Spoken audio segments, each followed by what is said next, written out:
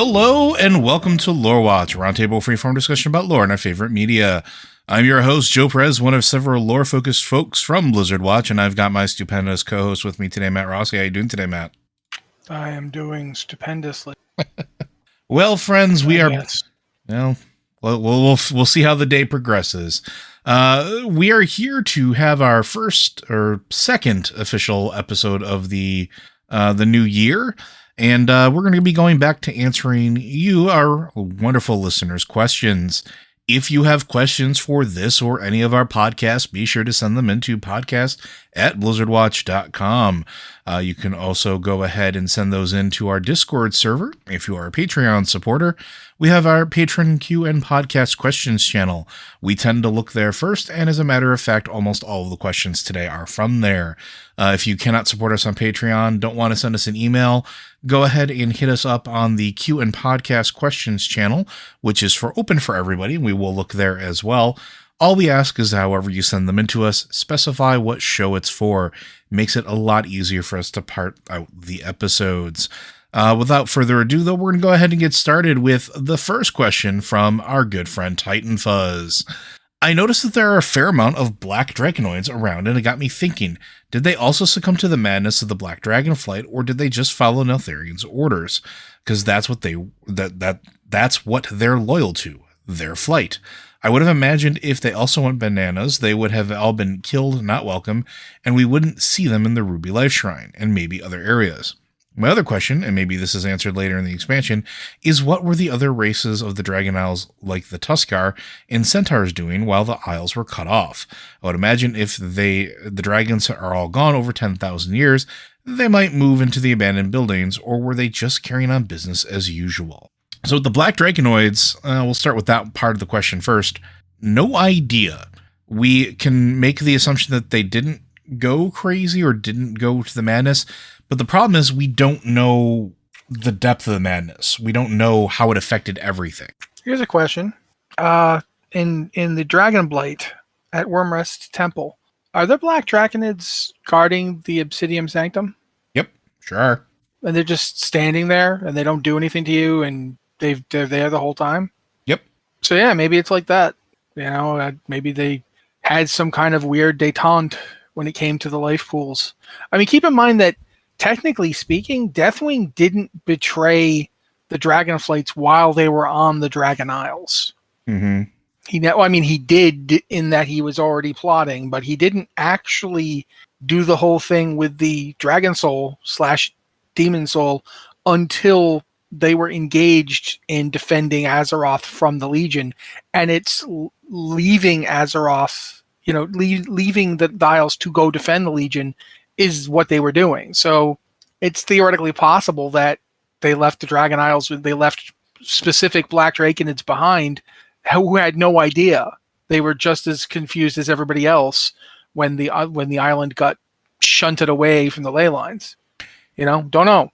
There's another possibility though too.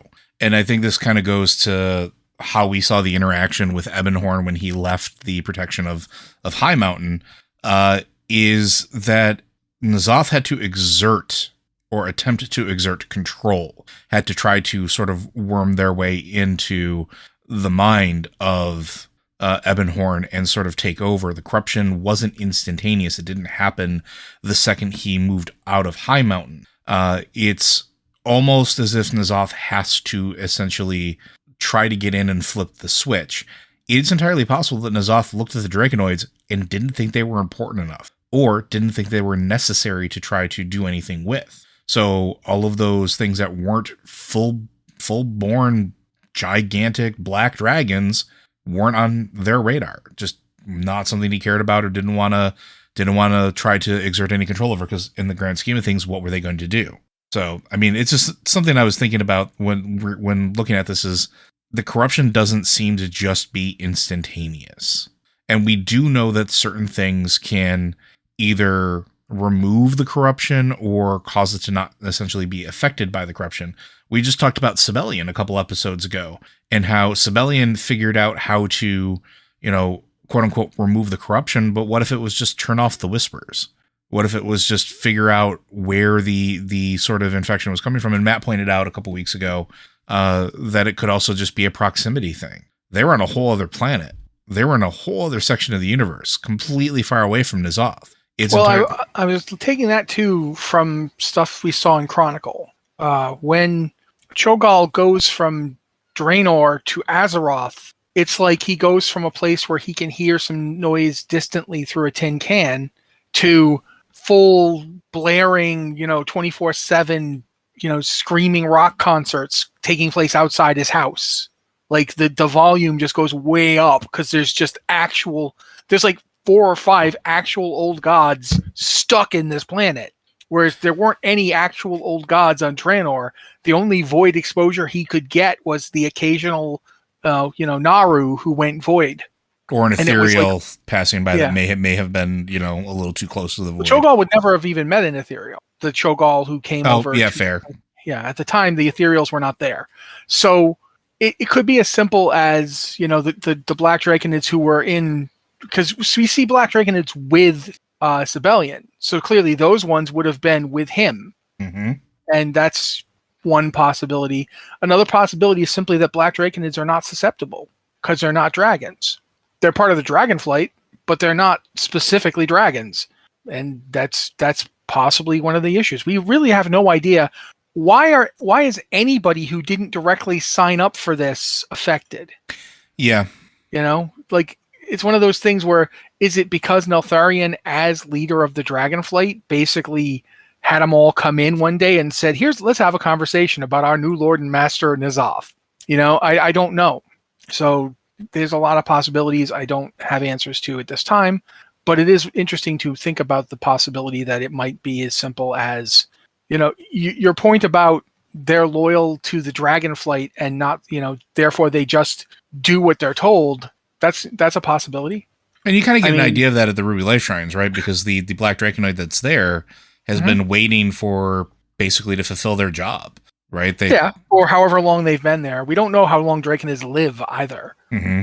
I mean, one of the things we do know is that from talking to NPCs as you go through Dragonflight, the various Draconids have been sitting there essentially waiting for this to happen for 10,000 years. They weren't in stasis, they were living. So like any dragon place that's currently not like a ruin somewhere, they were there. Like they were in Valdrakken the whole time. It's quite possible that generations have gone by for them. Like for instance, Commander Aranog, the reason that Aranog becomes, I feel like I can just tell you guys this, he's a raid boss. Just the reason he becomes a raid boss is that he's mad that his people have essentially waited for eons for the dragons to return. And now the dragons are back and they get the Draconids to basically just get assumed, well, thank you for taking care of things. We're back. We're in charge now.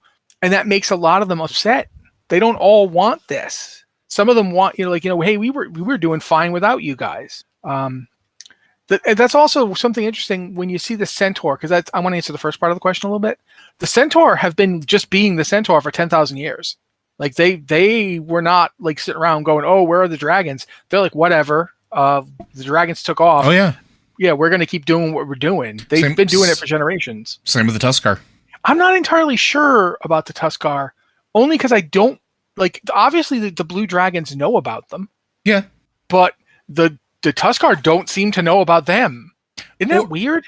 Not the really. way that they react. Like there's a specific thing when what's his name? Bloody heck, Caligos. When Caligos turns to a blue dragon, they all seem taken aback. Like, oh wow, a blue dragon. I thought that was interesting, but I guess it would be generational, right? Well, Tuskarr don't live thousands of years, so it's very unlikely that any specific Tuskarr would have met a dragon. Yes, but they definitely have and it's a thematic thing inside of the expansion where they have stories and they do have that oral tradition and they do pass that down. Like there's literally one of the ongoing reputation mechanics is you find stories to bring back to the Tuskarr so that they can continue to tell the stories to their young and for generations to come. But it also, I think, has to do with how the geography is of the land.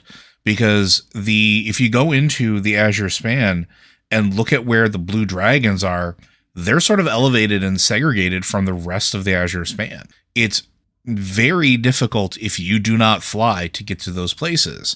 or it requires you to go through Knoll country. And the Tuskar and the Knoll aren't exactly best of friends. As a matter of fact, the Knoll have a penchant for eating Tuskar.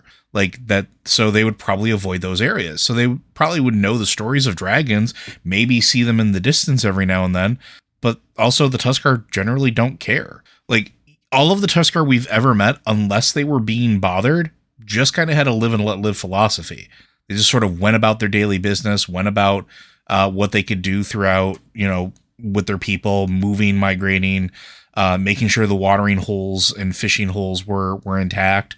And we do know that they did spread during that 10,000 years. They did wander into areas that were previously dragon dominated, because all of the fishing holes and fishing spots that they've set up camps throughout the entirety of the Dragon Isles, they've kind of just moved on with their life and just kind of keep doing what they're doing. But in the case of Lake Alagos, unless a blue dragon came down and said, "Hey, we're dragons. What do you need from us?" They'd just be like, "Yeah, we're gonna go keep making soup. Maybe we're gonna go and do some fishing. You want to go fishing? You want some tea? You want some soup?" Like, they just are chill and laid back. They just don't care. But to your point about the centaurs, they just kind of do their own thing. Like, they knew of the dragons. Like, they had a treaty and a pact with the Emerald Dragons, but it seemed like mostly we'll kind of go and do our own thing, and you leave us alone, and everything's good. Yeah. I also think it's interesting to point out that, like, it's not like, of the Centaur and the Taurans, it's not like they would care about dragon ruins. The Centaur want to live on the plains. That's their thing. They're nomadic plains dwellers. They're horse people. It's not like they want to go walking around inside buildings all the time. And the Tuskar are pretty comfortable where it's cold. Like, they don't generally move out of places where it's cold. I mean, the Azure Span's got a nice cold edge around the south, which is interesting that the northern area doesn't, because it is volcanic. Mm-hmm. Like, the Waking Shores are basically a series of volcanoes erupting all the time, which provides, even the parts that aren't volcanic. Like, if you look at the swampy areas to the south of it, that's clearly geothermal vents going on all over the place, which brings you the warmth and the life part of it. That's why both the Reds and the Blacks dwelled there. The Forbidden Reach, I haven't really seen enough to comment on, but you definitely get a sense that the Tuskar are like, we're perfectly happy with this cold place. I mean, there are some Tuskar in the Forbidden Reach, because I remember saving one. Yes. But you get the sense that they just got there. Or, for that matter, they got there within the 10,000 years that the Drakthir were locked up. No, sorry, the Drakthir were locked up for 20,000 years. That's right. The Drakthar were locked up a long time before all this. So yeah. But I do think it's definitely not terribly surprising that the Tuskar nor the Centaur were particularly interested in, going to take over dragon buildings. It's like, yeah, what do we need that for? I mean, we like to run on the plains, and the Tuskar would be like, can I fish there? I mean, I guess I could fish. I could drop a really long line, but I mean, spearfishing is mostly what we do, and I don't think I can get a spear down there from here, but I could try, I guess, if you want. No, I don't. Okay, well, we could research powerful sorceries. Do we do that? I mean, the way they look at magic, they're like, oh, you mean like the glow caves? They don't. It's not that they don't understand that it's magical or powerful. It's that they don't care. They have a way of life that suits them. That they're perfectly happy with it. If the Gnolls would stop trying to eat them, they'd be perfectly. They'd be much nicer to the Gnolls than they currently are. They are okay with like the occasional Gnoll kid who gets raised by them. They're like, yeah, all right. We can't very well let him go hungry. He's probably going to go back to the Gnolls in a few years and then try and kill us again. But until then, yeah, he seems nice enough. Fine. So yeah, that's my take on it. Yeah. And I think that's sort of a big takeaway from the Dragon Isles in general. Like, as you go through and just kind of like explore the quote unquote settled regions, anywhere that was predominantly and only maintained by dragons, not dragon kind, like the Draconoids and other ones, but specifically dragons, are in disarray. Things that were the Draconoids have moved to like Vildaken and a few other life pools have been kept going this whole time because the Draconoids have been there, right? The Draconoids, exactly. The dragons have been there tending it. Like I'm basically saying, yes, Joe is correct. Here's an example. Same thing with Neltharion's Crucible. There's been a handful there that have been trying to maintain it as much as they could. And it got invaded by the Desjardins. Jardin. Yeah, I mean, I cannot remember to pronounce that sound. Yeah. But yeah, those guys, that's a recent invasion. You see there's Draconids there trying to patch the place back up. So yeah, I mean, it feels a lot like if you go look at Valdrakken, that whole area has been maintained by the Draconids this whole time. And there's even intrigues about it. So yeah. Mm-hmm. It's just a matter of life went on without the dragons is what it really boils down to varying degrees. So, and I mean, keep in mind too, we haven't even mentioned Tierhold here, which was going. Yeah.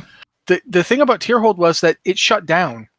Like, we know that it was shut down because we see in the opening cinematic what happens when one of the Watchers wakes up and goes and he reignites the signal flare. You can see that thing going. When you go to Tierhold now, you can see the beam shooting up, saying, "Hey, dragons, over here." So, clearly some places just shut straight down. Yeah.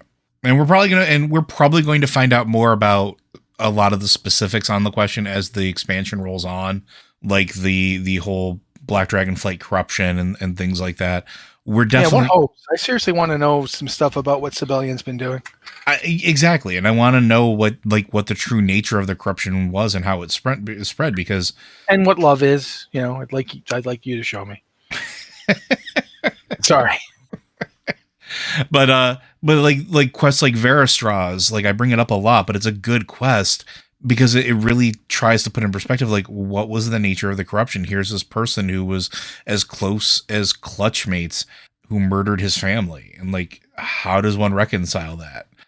But I think we're going to move on because we have another question from Titan Fuzz that I'm going to throw in here just to kind of ride the Titan Fuzz train a little bit.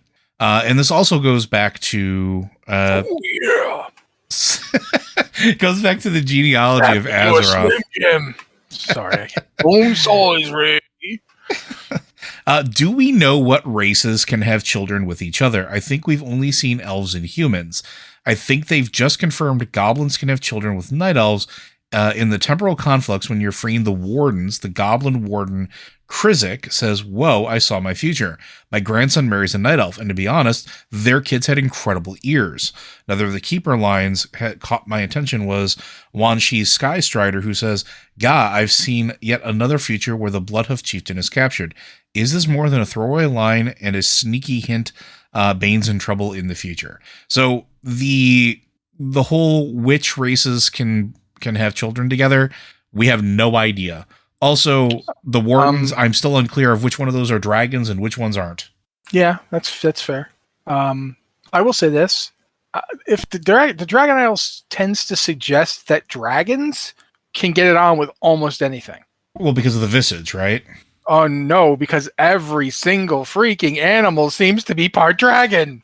Or dragon toads, or is dragon that just sheep, dragon wait a deer, minute. dragon dogs. Or is that just due to proximity to being to the Tierhold and that version of the Well of Eternity?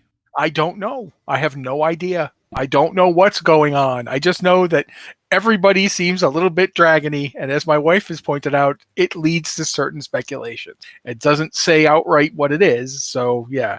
Your guess is as good as mine. However, I mean, I'm gonna go with the route that everything in the area being dragony is just because of proximity to the Halls of Infusion. Yeah, but the thing is that the proto-drakes are dragony before they get exposed to any order magics. Order magics don't make you reptilian. No, but that specific engine does. Does it? Or is it the fact that it takes dragon things and makes them the best dragon thing that it thinks they can be? We don't know that it actually makes anything reptilian. There's never been any sign of any Titan facility or Well of Eternity based thing doing anything like that. Even like when we see the waters of the Well of Eternity around, this is actually an interesting thing to think about. We've got the Temple of Elune, which is clearly a Titan facility. Mm-hmm. That was right on the edge of the Well of Eternity, the original one. That had pictures of Night Elves in it, right? And the Night Elves were clearly affected by the Well of Eternity in the first place to turn into those things. Does that mean that it did it predict them? Was it designed to make them that way? That's not a question we have an answer to. But we've also seen the waters of similar things, like the ones in Pandaria, created the Jinyu, who the Ankoan are an offshoot of. Both of them seem to be similarly influenced by the well, to the point where they've got a night elf rig. Like when they move in the game, they're using a night elf skeleton. I mean, that's a game mechanic thing, but it also suggests something. It also suggests this: when you go to when you go to Ahn'Qiraj. Ahn'Qiraj was originally a Titan facility. Before it was involved in imprisoning an old god, it was a Titan facility designed for a different purpose. And eventually the old god got loose, Cthulhu. But that leads to the question: the reason Cthulhu got loose was because Karaji invaded it. They were driven there by trolls during the Akir War, when they were the Akir. Why are the Twin Emperors basically big night elf looking dudes? Yeah, we've been asking that question for years. Now, it's a Titan facility, right? Mm-hmm. What was it doing? We know that Uldir was researching old god corruption. It's pretty obvious that if Uldir was researching old god corruption, there wasn't an old god in Uldir. No. But they had old gods at all these other facilities. Were they taking samples? I think, well... And now, like this goes back to... I realize we have diverged wildly from the original question. I get you on that. But this goes back to looking at what we know Tyr was doing. And I was just going to bring that up, yeah. Yeah, Tyr was attempting to create like a way to make perfect defenders of Azeroth. He's trying to perfect them. And that process we know got corrupted. By an old god. Which he noticed. Yes. Did he obviously would have tried to correct it, right? I mean, imagine. After we see what happened to Galakrond, he would have been, okay, I got to fix this. He wouldn't have just used the exact same process on the 5 of them that he used on Galakrond. So how did he perfect it? What did he do? And what does it have to do? If you look at the world map of Azeroth, obviously the stuff isn't to scale. Like when you see, when you're going from zone to zone, when you're like, oh, I'm going to go back to Legion, or, oh, I'm going to head over to Battle for Azeroth zones. Those zones are not that close. None of these continents are exactly that size and exactly that close to each other. But it does say something that the Dragon Isles are not, horribly distant from either Northrend or the Broken Isles, or the northern parts of the Eastern Kingdoms. And we know that at least one Titan facility was in Zandalar, in those massive Titan ruins that have become basically the Zandalari capital and Uldir. Those were in relative proximity to Tyrhold. Mm-hmm. So you're kind of... I get the sense we were both thinking this, so I'm going to let you talk because I'm pretty sure you're in the same place I am. No, go for it. But no, I mean, I just want to make that point. Tyr would have been getting his samples from somewhere. He would have had to. It's pretty clear at this point that they were taking samples from the old gods, and then they would dump them in Uldir for Mother to run experiments on. Tyr and Mother are basically peers. They would be, yes. Yeah. And we've seen that Tyr was doing peer study. He was sending Loken, here's what I've got. And that was before anybody knew Loken was evil, but that doesn't mean Tyr wasn't suspicious of the guy. A lot of it, and this is something that I've been thinking about for a long time, we've made a lot of assumptions over the years that things just kind of naturally happen. That just being exposed to the Titan blood causes a transformation. And while part of that might be true, I think there's another element to it that we've been, I don't want to say missing, but maybe not. It wasn't on the table until it wasn't now. But here's the thing. I'm thinking there was signs that it was, and I think we just missed it. I think that each of the Titan facilities, or the Titan research in general, was attempting to convert that order magic, that process, that same thing that Tyr was doing with the Halls of Infusion to elevate the Dragonflights into almost like a programmed or systemic evolution. We know that the curse of flesh seems to be not actually a curse, but a natural thing coded into the creatures of Azeroth that were created as constructs to sort of evolve and take over in place of, right? Yeah, we get that from the oh bloody hell, the ones in Uldaman. But there's the I can't remember the name of the Nosdormu things. What the hell are they called? The discs of Norgannon? Discs of Norgannon, thank you. You're welcome. Oh my god, my brain was not doing this. But the point of that is, what if that evolution was always meant to be guided, and that sort of slow unlocking of sort of that gift of flesh, not the curse, but this becoming smaller, fleshier inhabitants of the planet to have lives, to generate anima, to generate more spirit in life than what is already present on this planet. Okay. But what if that was meant to guide in certain directions, to have certain structures of creatures and classifications that are good at different things? Well, and think about this too, that would actually kind of key into some of the stuff we're finding out about what Odin told people to believe. Mm-hmm. Go for it. Well, if Odin was like, well, we don't want people to know about the first ones. We don't want people to know, like, to think that the Titans aren't the ones who are responsible, because, I mean, after all, the Titans are the ones who are bringing us order. And you can't say something has been created until it's been ordered, can you? And very clearly, the Titans and the Titan Watchers knew about the first ones, knew about Zareth Mortis and what was going on there. They knew that existed. I mean, Odin certainly did, because if nothing else, he traded his eye to the jailer. I mean, he didn't necessarily know he was giving it to the jailer, but he certainly knew he had done it. That kind of leads you to some interesting questions right there. What Odin did instead of making dragons, like his response was, I don't trust this thing Tyr wants to do. Was that ego on his part? Or was it he didn't trust the gift of flesh? Yeah, maybe he didn't think that the whole ordering process should go that way. Maybe why should we be fleshy beings? Well, is it going to happen to us? Think about it. Because what does he do? He plucks the soul, he plucks the anima and shoves it into a shell. If he knew about that process and he goes, that's a whole lot of power that is leaving this plane of existence, I can harness that power and stick it back into another shell. And that power doesn't leave the planet. We've seen that happen with other Titan constructs. Uh-huh. The Mogu, that's what they're all about, to the point where they literally lost their gender. Like, they were developing gender, and then they decided, we don't need that, because we don't need to be biological. That's an interesting thing to think about, too. In terms of what we're all talking about, the 12 year. Well, I mean, you were talking about this, like saying that I think he was always meant to be guided. That's a statement that's actually in Chronicle, that was meant to be guided.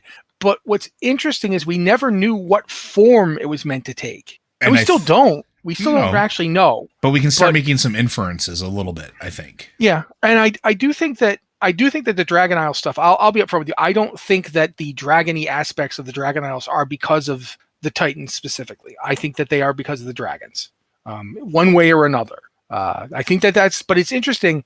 I've said it before, and I'll say it again. Why is the Forbidden Reach the Forbidden Reach? And why was Neltharion making Drakthir up there? Mm-hmm. Like, it's the other Dragonflights seem aware of the Drakthir. They're not surprised by them, but they weren't involved directly. And like, why? But we also know that Neltharion was involved in the creation of the Draconoids too, to a certain extent. Yeah. Oh, yeah, because absolutely. But we've known that since Blackwing Lair. Yeah, and we also know that he's been involved, like, since he's quote unquote went bad. He's been involved in trying to create new Dragonflights repeatedly. He wanted to make this chromatic Dragonflight, which was all 5 Dragonflights in one. Then he wanted to make this Twilight Dragonflight, which was kind of like the rejection of all colors, like all flights. It was, or I don't know if rejection's the right word, subsumption, like make the negative version. Like the chromatic version would have been like all 5 in one. The Twilight one is literally like no color, like just this like complete absence of it, this like, but not like white, not like albinid, but like also not muted shadow parody of it, but also not void. Yeah, not void. And that's also interesting to think about the other Dragonflight that we know of that is out of nowhere. We don't know where they come from exactly. The Infinite Dragonflight and the Chromatic Dragonflight don't seem to be different in terms of their context. But all of this is to say Neltharion found something up there, including a Titan artifact that we see him lose in one of the cinematics for Dragonflight. Where did he get that? Yep. What was it? What was its name? You've pointed out that it might have been actually Tyr's hand. The one he lost, yeah. Yeah. That's a possibility. I mean, we also know that Ra-Den had a thing called the Fist of Ra-Den. Mm-hmm. It wasn't literally his hand. It wasn't actually his fist, but it's an artifact that we wielded, well, at Yep. least some shaman did, and it was enormously powerful. It helped him create the Elemental version planes. of the elemental planes that were essentially prisons. Oh, and this ties back to something. Oh my God, yeah. I wanted to actually talk about this week at the start of the show, but then I forgot about it. But I was having this theory last night. Why, it is a really interesting idea about why the elementals might not even need this might not have anything to do with the old gods, the elemental uprising, or at least not specifically. And I was thinking about it in terms of, if you're the elemental lords or the various elementals, before the coming of the old gods, what was Azeroth like? Like, what was it doing? They were basically engaged in full-on contact sports. They were fighting constantly, like fighting over every scrap of quote-unquote spirit, which we now know is anima. They were fighting over it. There wasn't enough to go around because it was all going into Azeroth, right? Mm-hmm. So what happens when the old gods get here? The old gods basically enslave them and force them to do their bidding, right? Yep. What happens when the Titans get here? They don't free the elementals. I mean, yes, it's to be expected that the Titans would have to beat the elementals down because the elementals were slaves to the old gods and couldn't stop themselves from doing what they were told to do. But afterwards, they didn't free the elementals. They didn't return Azeroth to the elementals. They didn't say, well, this was your world first. Here you go. They are like, okay, that whole thing where the old gods made slaves out of you, that seems useful. Because look at what the Titan Forged are. Mm-hmm. They are elemental beings. Yes. Yes and no. I know the no part's there too, but they are made of the elements of Azeroth. Yes. They are made of those materials, but they're made by the Titans and infused with the Titans' power. And the first thing one of them does is build prisons and locks the elementals in them. Now, they don't lock them all away, right? Because Azeroth's got elementals, but they get rid of the leaders and they lock, they tie the elementals to these places, keeping them from, just returning Azeroth to whatever state it was in before the old gods showed up, right? Yep. And that's what's been going on ever since. They've effectively been enslaved twice. So if you think about what the Titan plan is, and what these wells, halls of infusion, all these Titan facilities and these Titan fonts, the Titans are clearly trying to figure out like a way to stabilize Azeroth. Oh yeah, and they've said as much, and that part at least has stayed true, right? Mm-hmm. That's been since day one of Titans. What does that mean? Here's the thing, we know the Titans exist because they are like their world souls go into these planets and become Titans, but are the things that become Titans, could they become something else? Yeah, so I think that's part of it. Yeah, and moreover, if they could, is part of the problem here? I keep going back to the fact that the Eternal Ones are constructs. They are. And so are the Titans. Yes, they are. And this makes me wonder if... Well, and technically, so are the old gods, and so are the creations of the old gods. They are also constructs. Yeah, because the Void made them. Well, no, yes, but the Void made them by co-opting almost the same process that was used by the Titans and the Titan Forge to create almost in that same way. The creatures. Well, we know about this. We know that the Black Empire, like the pieces of the old gods that became the Alakir and things like that, the Akir, and the Naraki and the Nerubians. Although it's interesting to note, we have Alakir and then the Akir. Yeah. That is something that we might want to talk about someday. But I mean, I think it's fascinating that, or even the creation of Xalatath, where it's a piece of an old god. But these are all, what is the old god's flesh? We're told that it's stretched for miles and miles and miles. We see it in the Black Empire flashbacks, but it's a conversion of the matter of Azeroth into the flesh of the old god. They were just a spike that was flung to the planet. See, that's interesting because it suggests that they weren't so much constructs as they were viruses. But to get back to where we were originally going with all this, and to try and tie it into what I'm saying, my God, I can't believe I went that long and we didn't even remotely do that. If you look at the way that the Titans proceed, and the Titans are working on this whole thing, And this whole idea of the Titans are really into order and the thing isn't created until it's ordered, that implies that every Titan, all of them, going all the way back, possibly to Aman'Thul himself, could have been or should have been something else. And that's another question of who ordered Aman'Thul. Yeah. Did Aman'Thul just wake up and decide, oh, everybody should be like me?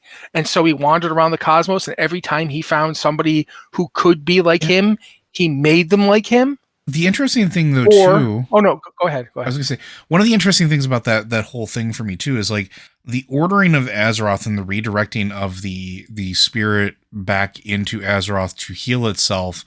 I don't know if that is true anymore. And I'm trying to think of how to phrase this, because the thought had occurred to me that might just be what we thought was going on. Versus them trying to keep it nascent.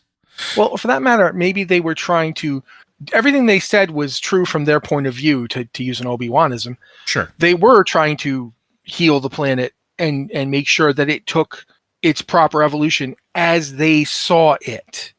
Because they always did this. Maybe they always wanted these world souls to become like them and rise as Titans. And when Sargeras killed that one that was infected, he killed it because it was infected with Void. And we back then we were all just accepted the idea that Void was evil and a Void Titan would be an incredibly bad thing. And so far, I've seen absolutely nothing to make me think differently. Even with all the nuance that's been added in, the Void beings don't really seem to care. However, but to get back to it, it's entirely possible that he might have done that to a world soul that was just developed into something that wasn't a Titan. Mm-hmm. And we've already gotten into that idea. Why would Azeroth be the final Titan?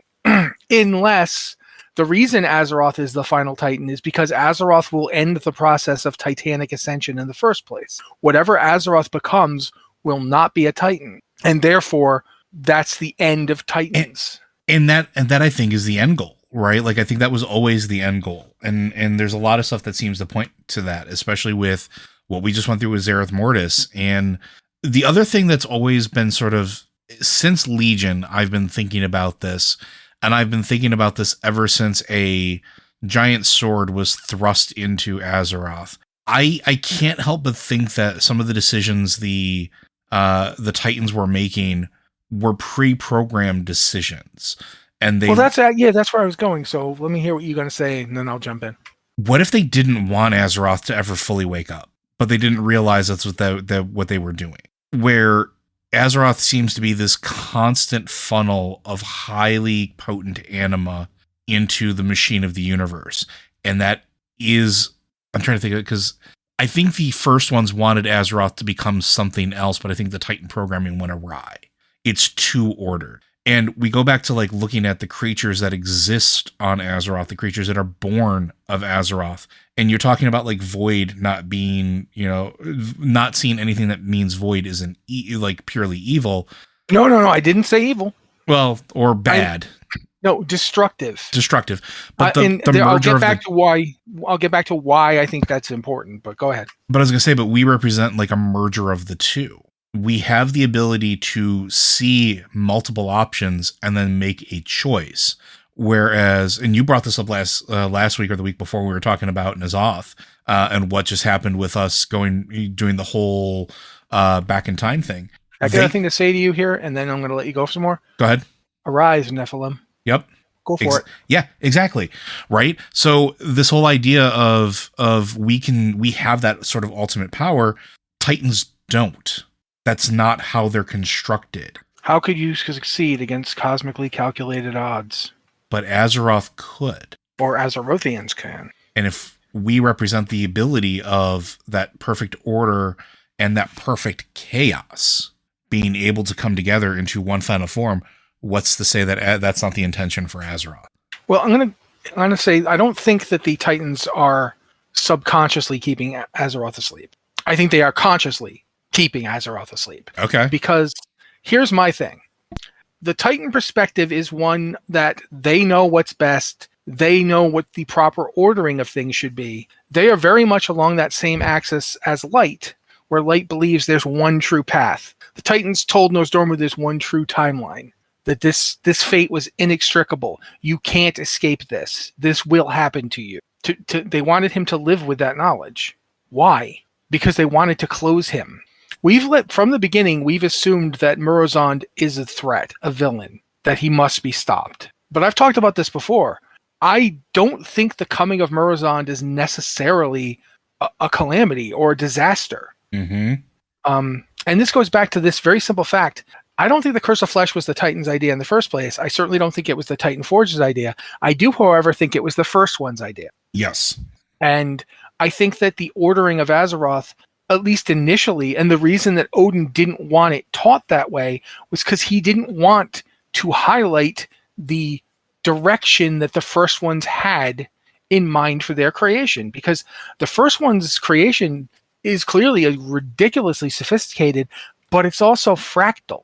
Mm-hmm. Every level that you encounter it, from Zereth Mortis on down, every level where you encounter it seems to be basically a different variation upon the same essential structure. It's like a Mandelbrot set. Now, if you go in and think about the fact that void is a force in that cosmic, orrery, if you look at the various things, there's clearly something that is not void that is more destructive than void. Mm-hmm. In much the same way that there's something that is not fel. That is, both fel and void are forces of chaos and destruction, but they're different. They're not the same as, say, the Hungerers, the Devourers that come through. The Hungerers just eat everything. They don't care. They might even consume void. They probably do. And if you think about it, this is what leads back to that, like I said, Arise Nephilim. I wasn't being sarcastic. No. I wasn't, I think that there is, in Azeroth, is a union of all these opposites. And in a way, the Legion had to come there in order for the first one's plan to be fulfilled. The fel had to be introduced. We already had light. We already had void. We already had order. We already had death. We just needed life, and we have life. So what was missing? Fel. Because there's two different kinds. There's essentially, in this construction, there's different kinds of chaos. Mm-hmm. Voids are the Void Lords, and their creations are certain. They believe in everything being possible, but the fel is all about how all possibilities end. Like, in a way, the fel is like the warning to the system of the thing from outside the system that is coming. Fel is like, look at this. When Sargeras looked upon the void and realized that everything he'd done in his existence had been flawed, he was misunderstanding in much the same way that every Titan misunderstands, because he comes the closest, but he doesn't try and do it right. He tries to just wipe everything back to clean slate. How many times have Titans done that? That's even built into Azeroth. We have the Halls of Reorigination. Their entire purpose is to wipe everything down to a clean slate. We don't know how many times the universe was reset. And if you think about it, it seems like that's because the Titans don't have access to the void. Mm-hmm. And in his panic, Sargeras may have destroyed the thing that the Titans need most. Hold on a second, but that's the interesting thing. That's what Azeroth has. Because on Azeroth, and you're going back to what we were talking about earlier, let's go back to Uldir. Let's go back to the research Mother was doing. Mm-hmm. Let's go back to what they were using for the crux of their research. Creatures born from void. And look at what Vectis is. I mean, we talk about Gahoon. Gahoon was the one, the nascent old god, but look at what Vectis is. Or Nihilus. Yeah, but Vectis I want to really focus on, because Vectis is like the essence of what it is to be an old god. Vectis is a means that it propagates. Vectis is the way it spreads. It uses other beings to encode and spread itself. It's a virus. And the old gods are like viruses. They latch on to a world and do the same thing. But to go back to something that's actually viruses are inherently destructive in many ways to like living beings, right? Like we've seen the pandemic, we've all had the experience with viruses, but there are viruses in your DNA right now, eons old. They go back to the dawn of life. There are DNA codes that only exist in you because some virus infected some distant ancestor of yours, and your ancestor grabbed onto and incorporated those viruses. And your mitochondria did the same thing before you then grabbed on and incorporated them into your cells. They were unicellular organisms that you basically took into yourself. And they also took in viruses that make themselves. So by infecting Azeroth, the old gods, possibly inadvertently or possibly as part of the First One's plan, have created a world where order and chaos can exist at once and be understood. Neither perspective is alien to us. Mm-hmm. And I think that's the interesting thing about the First One's plan, if plan is the right word for it. Like, this is an experiment to them, right? Well, maybe. That's the thing. Well, we don't know how many times the experiment's been reset. Yeah. But we know that at least with the Titan aspect of it, re-origination is always a thing. They're always really willing to call blank slate. And look at Zereth Mortis. Look at the fact that there was a prototype Pantheon. There's prototype shells. There's prototypes strewn about the Shadowlands. There's a reason for that. They've been at this for a while. Yeah. Why did the Arbiter essence freak out when a Titan essence entered it? When Argus's soul entered the Arbiter's, dispensing, why did it freak out? I've heard some theories, and I think I kind of like it, where the one thing that the Arbiter mantle had or didn't have that all the other mantles did was essentially, because it was ripped out, right? It was ripped out from the jailer. It didn't have reason. It didn't have the ability to weigh or judge or comprehend. It just did. And something like that, which is unfathomable. Well, here, why is it unfathomable? And here's the thing: is it specifically a Titan soul that is unfathomable, or is it specifically Argus, or is it specifically just a world soul? Because we keep getting told that the world souls are placed into the universe. No one actually ever said that the world souls are parts of the plane of order, or that they come from outside our universe. I can't find any place that says that the world souls of planets are outside our universe. They're powerful arcane essences that are encased in planets, but no one tells me why or where they come from. It's quite possible that they don't come from anywhere, that they just appear. Yeah. And or more accurately, they appear as part of the cosmos that Azeroth is in, as part of that universe's plan and design. Or there's an engine in the universe that creates them very much in some similar fashion to what we saw in Zereth Mortis that we have not found yet. Or we have found it. Maybe we did. We might be on it. Because that's the other thing. We don't know how old Azeroth is in the scheme of things. We know that the world soul within it is enormously powerful. Like, to the point where when the Pantheon found it, they were like, oh, wow. This blew their minds. And it has a portal and a gateway directly to Zereth Mortis. At least Zereth Mortis. And we now know there's Zereth Ortis. There's most likely a portal there somewhere. In fact, that might be when Azeroth went through what it went through, perhaps the ability to connect with those various Zereths was lost for some reason. And you'll notice that the first thing the jailer does is build himself one. Maybe that's what the Titans are doing. Maybe that's going on in Ulduar right now. Like when Odin goes back, the first thing he does is get the band together and tell them, we're going to build one of these things. We need to get to Zereth Ortis because the things are out of control. We don't know. But it's interesting to speculate on the fact that we've seen that the first ones were working in a direction that even the jailer, good old Zoval, was like, no, this thing they're doing is folly. Why did he feel that way so strongly? Why is it so similar to what Sargeras does when he's confronted with the Void? Why do these construct beings seem to just freak out when the concept of there being like multiple options? They don't like it. Why? What happened? Why did it freak out the Arbiter when Argus's soul showed up? And your question is a very good one.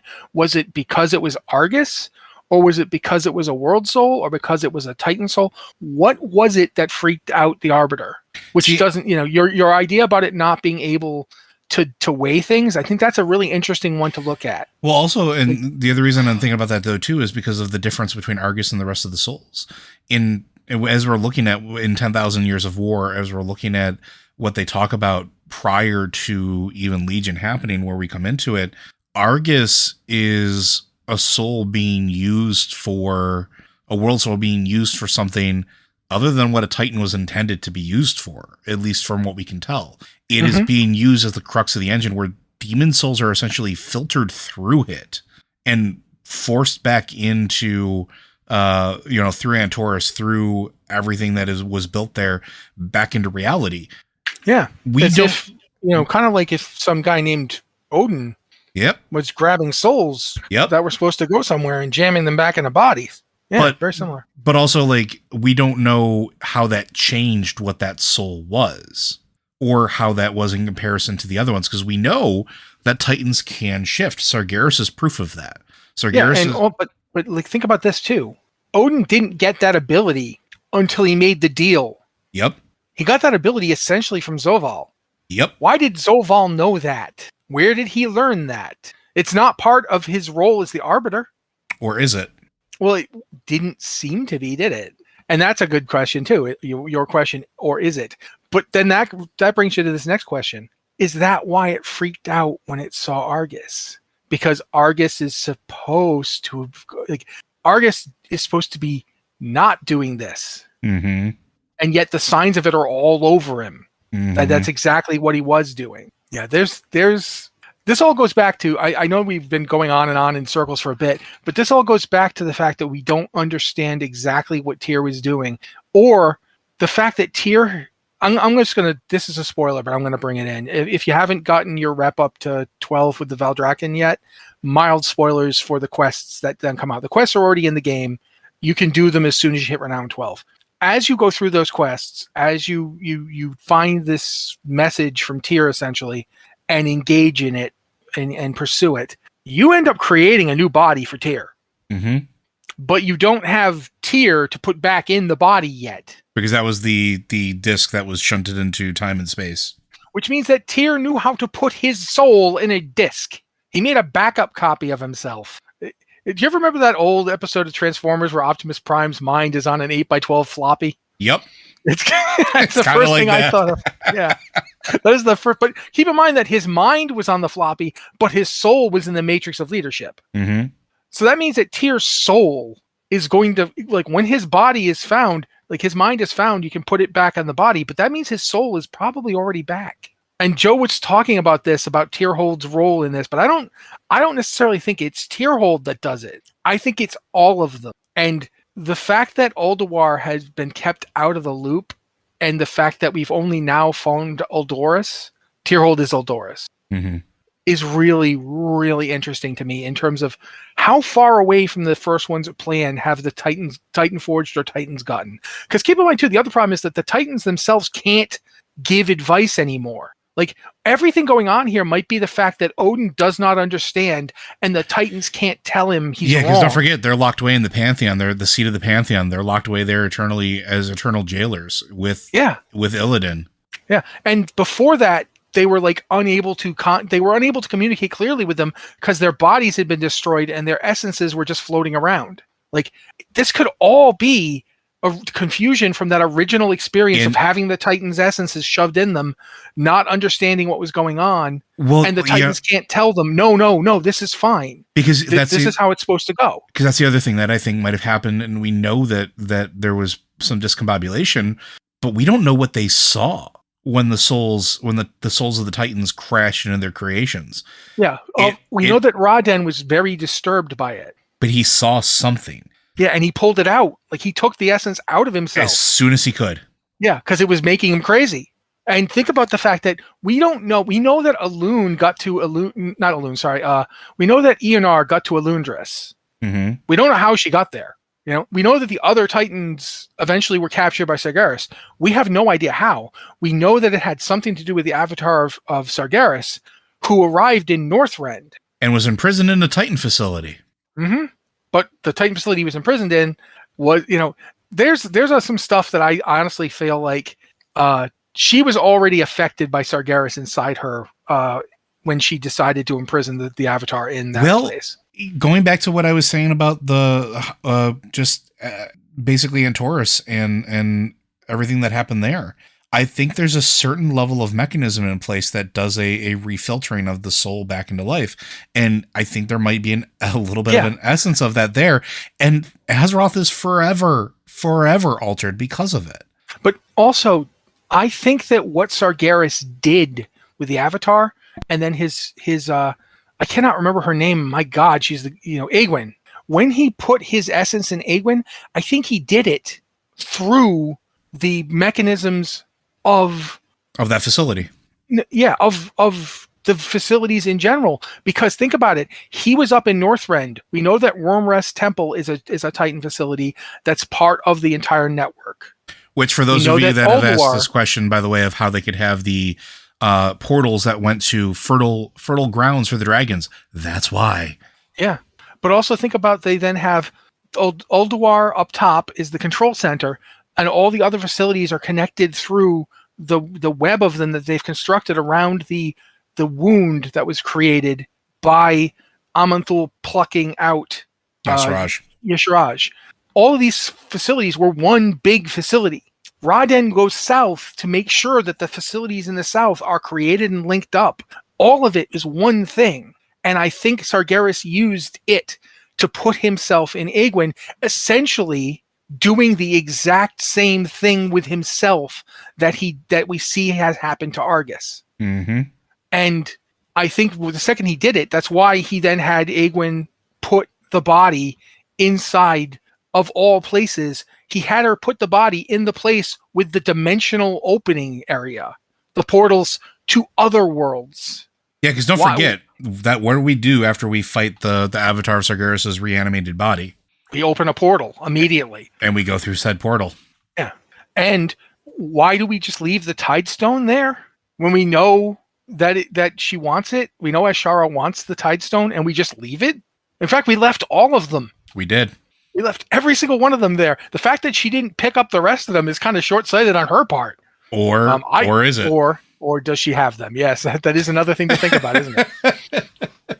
Yeah, but going back to this, I do think that Tyr holds an important part of all this process, because I do think there's been a lot of talk about the Titans having sinister motives, but the fact is the Titans might they might well have been like, if they had been contacted, if they had been able to talk to them, they would have been like, no, Odin, calm down.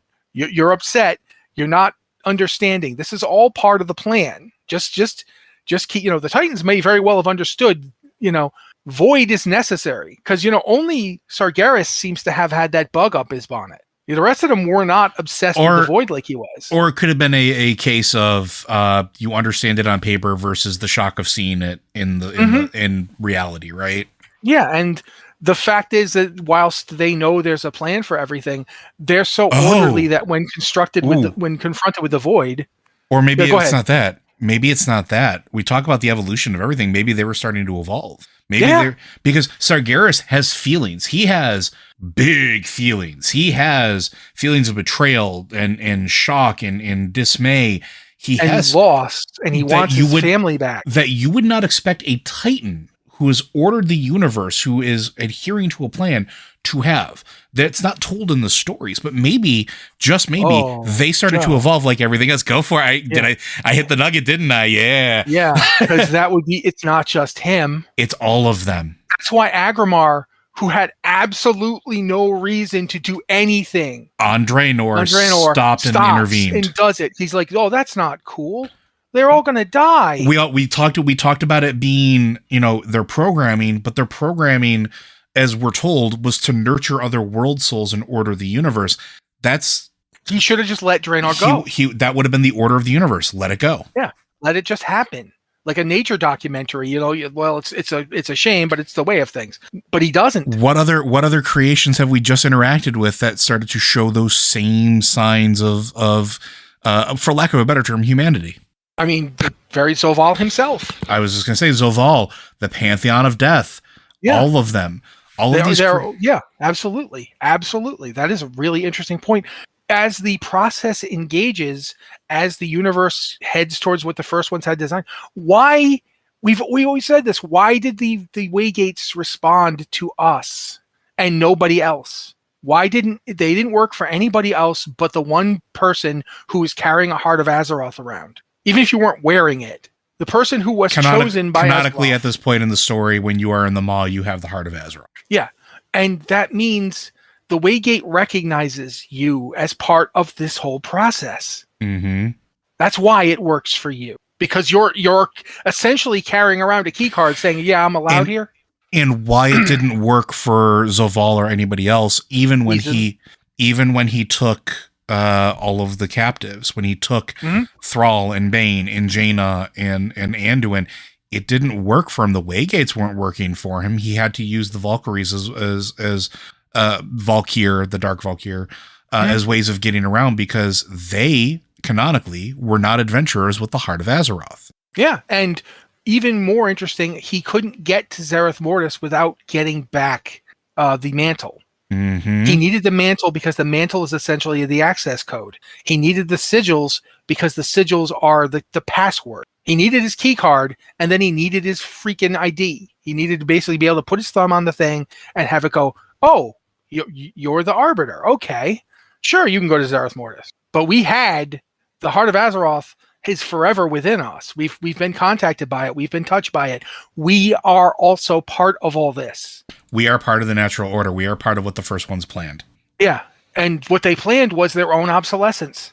They planned a cosmos where they didn't need to exist anymore. A cosmos where order and chaos and all these other forces interplayed within beings. There wasn't a cosmos in which all of the forces of that said cosmos were banded together in a single entity or entities that were able to fight against the great devourer that was coming to consume all of reality. Mm-hmm. Because divided, they would fall one by one. They would not have everything they needed in order to survive. However, if you could get everything to work together, if you could get everything to interplay in the perfect balance, it would be the Diamond Warrior versus by their powers combined, they are Captain Azeroth. Yeah. Yeah. So this may not be where you expected us to go today, folks. And Titan, I don't think we started in this direction on purpose. And Titan Fuzz, thank you very much, because you led us on that winding path of hysteria. But I'm glad we were there to do it, because my head's starting to spin with a bunch of different theories. And it's always a good thing. That's a good sign.